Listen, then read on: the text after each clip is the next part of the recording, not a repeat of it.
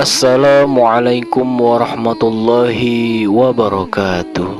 Sahabat beriman, bagaimana kabarnya kalian? Semoga kalian diberikan kesehatan, dimurahkan rezekinya, dan dipanjangkan umurnya. Amin ya rabbal alamin. Sahabat beriman, kembali lagi bersama kami di channel Islam Istimewa Official. Dalam kesempatan kali ini, kami akan membahas mengenai 4 amalan yang bisa menyelamatkan kita dari siksa kubur selain mengerjakan sholat 5 waktu. Sahabat beriman, bekal terbaik yang dibawa seorang muslim pada saat di alam kubur kelak adalah amal solehnya selama di dunia. Semua harta yang dikumpulkan di dunia ini akan ditinggalkan, baik rumah yang besar, mobil yang mewah, pakaian yang bagus, tas yang mahal, dan barang-barang super bagus dan mewah sekalipun akan ditinggalkan jika seseorang meninggal dunia, kecuali jika harta yang dimiliki semasa hidupnya pernah disedekahkan ke jalan Allah Subhanahu wa Ta'ala, seperti membangun masjid, membuat pesantren, dan membangun fasilitas umum dan sebagainya yang masih bisa dimanfaatkan oleh orang lain. Sahabat beriman, oleh karena itu, satu-satunya yang senantiasa mengiringi jenazah di alam kuburnya adalah amalnya, sebagaimana sabda Rasulullah SAW, mengiringi mayat ke kuburannya diikuti oleh 3 perkara, maka pulang kembali 2 perkara, dan tetap tinggal bersamanya 1 perkara.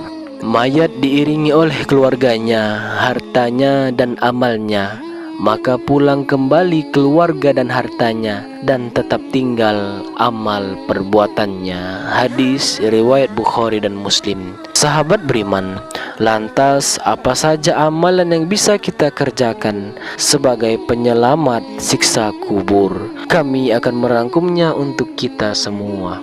Yang pertama, membaca surah Al-Mulk. Sahabat beriman, melansir tulisan Abu Usman Karisman dalam biografi dan akidah Imam Al-Muzani, membaca surah Al-Mulk tiap malam menjelang tidur menjadi salah satu amalan penyelamat seseorang dari siksa kubur. Dasar keterangan tersebut dinukil dari salah satu hadis yang disahihkan oleh Al-Hakim dan Az-Zahabi dari sahabat Nabi Ibnu Mas'ud radhiyallahu anhu, barang siapa yang membaca Tabarakalladzi biyadihil mulk atau surah Al-Mulk tiap malam, Allah Subhanahu wa Ta'ala akan mencegahnya dari siksa kubur. Kami para sahabat di masa Rasulullah SAW menamakannya surah Al-Mani'ah, yang mencegah dari azab kubur. Hadis riwayat An-Nasa'i. Sahabat beriman, Ibnu Abbas radhiyallahu anhu pernah meriwayatkan kisah tentang seorang muslim yang menghadap Rasulullah SAW untuk menanyakan surah Al-Mulk kala terdengar di suatu kuburan. Kemudian Rasulullah SAW mengatakan bahwa surah tersebut adalah penghalang azab kubur dan penyelamat al-munjiyah dari laknat alam barzah. Hadis riwayat Tirmizi. Sahabat beriman, untuk waktu pengamalannya, para ulama bersepakat bahwa tidak ada waktu khusus untuk membaca surah Al-Mulk. Akan tetapi, kebanyakan orang membacanya setelah sholat isya ataupun sebelum tidur. Dianjurkan juga membacanya pada pagi hari. Sahabat beriman, bisa juga kita ringankan jika kita merasa berat untuk membaca 30 ayat sekaligus, seperti contoh 10 ayat pertama dari surah Al-Mulk dibaca saat sholat qobliyah zuhur. Setelah itu 10 ayat kedua dan ketiga misalnya dibaca saat sholat asar ataupun maghrib, dan sisanya bisa kita baca pada saat sebelum tidur, hingga lengkap sampai 30 ayat di akhir malam sudah cukup menyelamatkan kita dari siksa kubur itu sendiri. Yang kedua, berjuang di jalan Allah. Sahabat beriman, amalan berjuang di jalan Allah termasuk dalam amalan yang dapat menyelamatkan seseorang dari siksa kubur. Amalan yang dimaksud adalah menjaga perbatasan untuk membela agama Allah dan kehormatan umat Islam. Faddalah ibnu Ubaid meriwayatkan dari Rasulullah sallallahu alaihi wasallam, setiap yang mati akan selesai amalnya kecuali yang meninggal ketika bertugas jaga di jalan Allah. Amalnya terus tumbuh sampai hari kiamat dan ia akan aman dari fitnah kubur. Hadis riwayat Tirmizi dan Abu Daud. Yang ketiga, selalu berdoa. Sahabat beriman, hal lain yang dapat menyelamatkan umat muslim dari siksa kubur adalah berdoa dan berlindung dari siksa kubur itu sendiri. Doa untuk berlindung dari siksa kubur ini bisa dibaca sebelum melakukan salam saat menunaikan solat, yaitu dibaca setelah kita mengucapkan innaka hamidum majid. Bisa juga kita baca setiap selesai solat. Doanya yaitu sebagai berikut: Allahumma inni a'udzubika min azabil qabri wa min azabin nar wa min fitnatil mahya wal mamat wa min fitnatil masihid dajjal. Yang artinya, ya Allah, sesungguhnya aku berlindung kepadamu dari siksa kubur dan siksa api neraka jahanam, dan dari fitnah kehidupan dan fitnah kematian, serta dari fitnah Masih ad-Dajjal.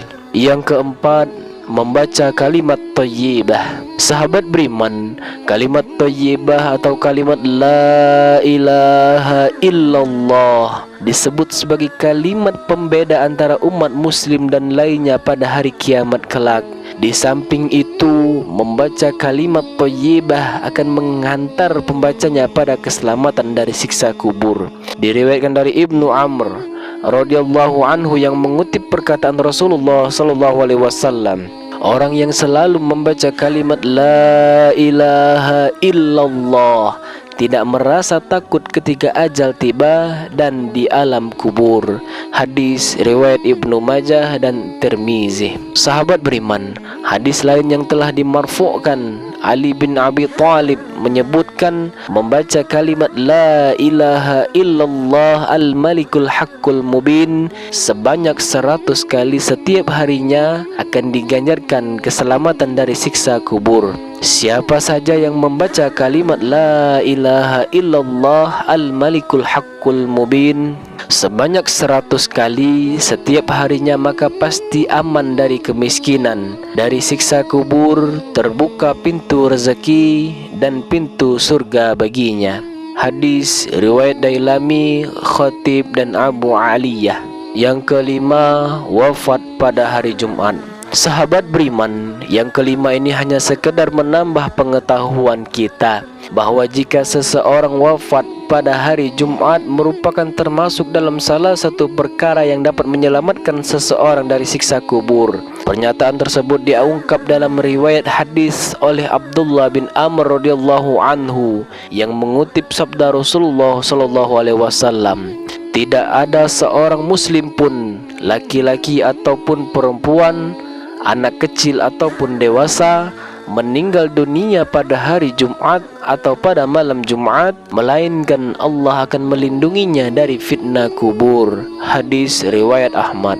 Sahabat beriman, demikianlah beberapa amalan yang bisa kita kerjakan agar bisa terhindar dari siksa kubur maupun fitnah kubur. Semoga Allah Subhanahu wa taala menerima amal baik kita, dan semoga Allah Subhanahu wa taala memberikan kekuatan agar kita bisa terus beribadah kepadanya, dan semoga Allah Subhanahu wa taala menjauhkan kita dan menyelamatkan kita dari siksa kubur. Amin ya rabbal alamin. Wallahu a'lam bissawab. Terima kasih. Wassalamualaikum warahmatullahi wabarakatuh.